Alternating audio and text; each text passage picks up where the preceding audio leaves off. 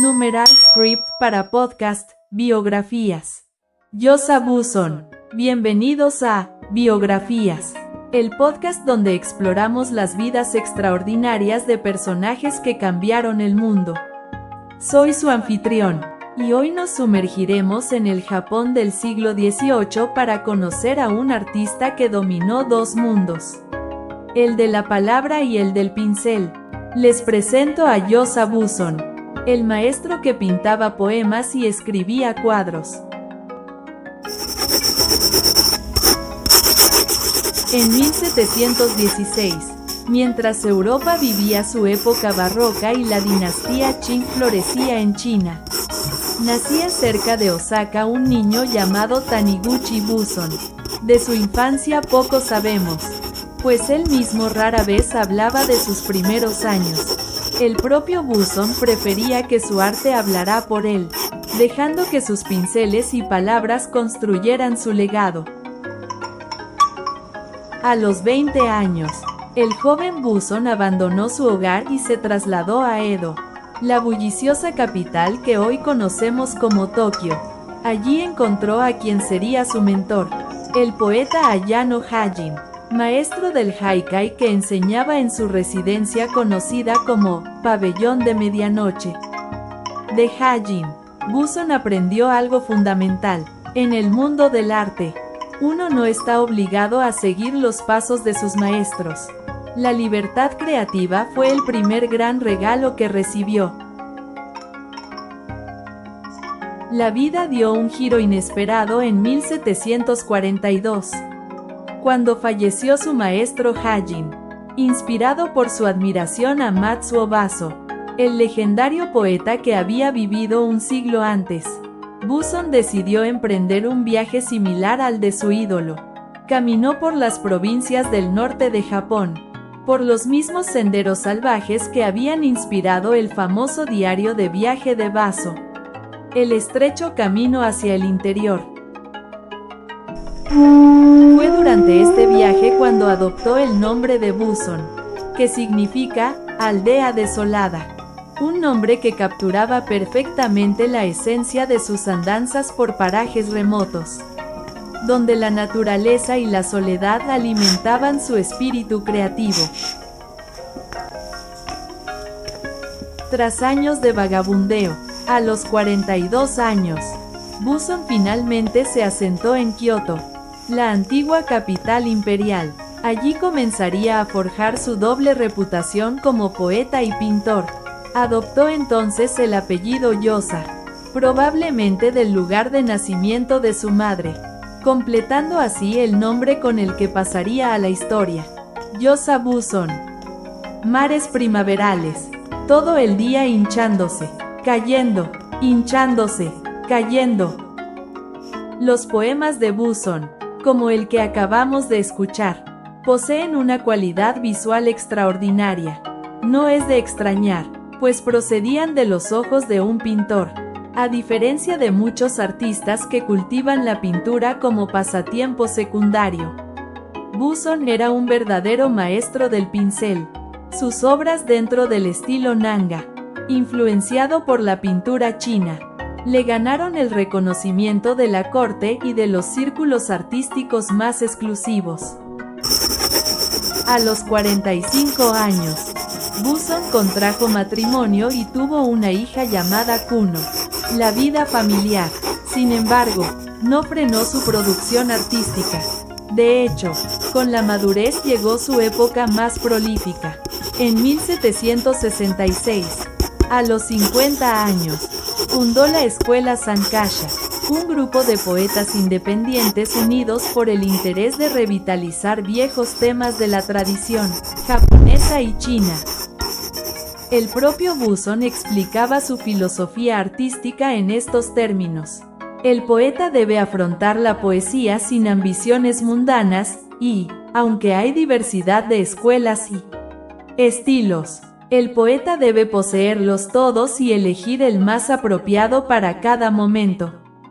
Esta visión, que aplicaba tanto a la poesía como a la pintura, refleja su extraordinaria versatilidad. En 1770, A los 55 años, Buson adoptó el seudónimo de Yahantei, que había sido el de su antiguo maestro, estableciéndose oficialmente como maestro de haikai. Es curioso notar que su desarrollo como poeta profesional fue relativamente tardío, en una época en que la esperanza de vida rondaba los 50 años. Sin embargo, fue en esta etapa madura cuando produjo algunas de sus obras más memorables. Los pétalos de peonía se esparcen suavemente y se acurrucan de 2 en 2 y de 3 en 3.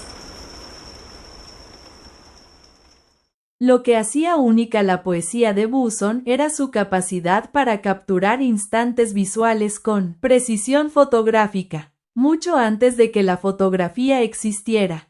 Su ojo de pintor le permitía notar detalles que otros pasaban por alto. La forma exacta en que caen los pétalos, el patrón que forman las gotas de lluvia en un estanque, el contraste entre la nieve y las ramas desnudas. A la par de su actividad poética, Buson se consagraba a la pintura. En 1771 colaboró con otro gran maestro, Aik no Taiga, en la creación de Juben Yugi-su, una colección de ilustraciones basadas en poemas chinos que hoy es considerada un tesoro nacional de Japón. Sus pinceladas ligeras pero precisas, sus composiciones armoniosas y su sensibilidad para captar la esencia de los paisajes lo convirtieron en uno de los pintores más admirados de su tiempo. Particularmente notable fue su trabajo en el haiga, un género que combina el haiku con ilustraciones sencillas, casi esbozadas. Su tratamiento visual del clásico, el estrecho camino hacia el interior, de Baso, reproducido íntegramente con figuras humanas delineadas con gran economía de trazos, muestra su habilidad para unir palabra e imagen en una síntesis perfecta. Los últimos años de Buson fueron de intensa actividad creativa, especialmente desde 1778, cuando comenzó a usar el seudónimo Shine. Produjo algunas de sus obras pictóricas más notables, como El monte Fuji tras los pinos y Paisaje de torres en la noche, hoy consideradas bienes culturales de relevancia en Japón. El 17 de enero de 1784, a los 68 años, Yosa Buson exhalaba su último aliento en Kioto. Hasta el final mantuvo su lucidez y sensibilidad artística, componiendo en su lecho de muerte su último haiku. Y ahora sí, la mañana se abre paso en la blancura de los floridos ciruelos. Buson fue enterrado en el templo Konpuku-ji de Kioto, donde descansa hasta hoy. Su tumba, sencilla como sus haikus, es visitada por amantes del arte y la poesía de todo el mundo. Aunque reconocido en vida, fue en el siglo XX cuando la obra de Buson alcanzó su verdadera dimensión. Gracias a poetas como Masaoka Shiki, que lo redescubrieron y valoraron su enfoque sensorial y pictórico, Buson es hoy considerado uno de los 4 grandes maestros del haiku. Junto a Baso, Kobayashi Isa y el propio Shiki, el legado de Yosa Buson es doble. Como poeta, nos enseñó a observar el mundo con ojos de pintor, a capturar la fugacidad de los instantes en palabras precisas. Como pintor, nos mostró que los trazos de tinta pueden contener la poesía del universo.